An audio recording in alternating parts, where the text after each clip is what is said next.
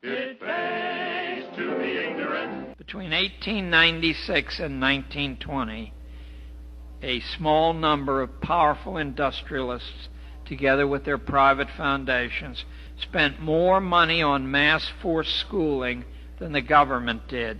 Indeed, Andrew Carnegie and John D. Rockefeller together spent more money than the government did on schooling. If you want to know the motives of this project, you need only read the first public mission statement of Rockefeller's General Education Board that was printed in its first report to well-wishers, issued in 1906. People yield themselves with perfect docility to our molding hands.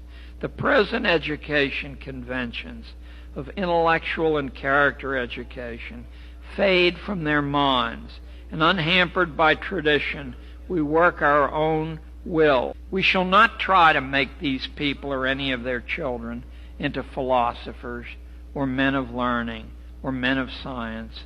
We have not to raise up from them authors, educators, poets, men of letters. We shall not search for artists, painters, musicians, lawyers, doctors, preachers, politicians, statesmen, of which we have an ample supply. The task is simple.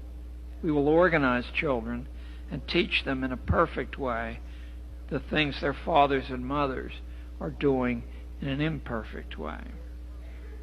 The real purpose of modern schooling was announced by Edward Ross of the University of Wisconsin in the same year that was written.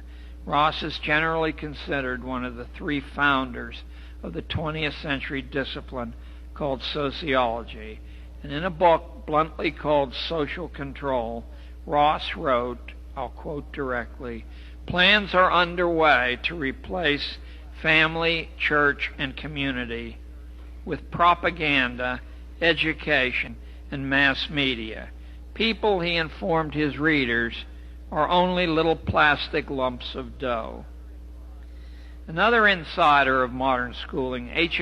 Goddard, chairman of the psychology department at Princeton, called government schooling in 1920, quote, "the perfect organization of the hive." Goddard wrote that standardized testing was to cause the lower classes to confront their biological inferiority, sort of like wearing a dunce cap.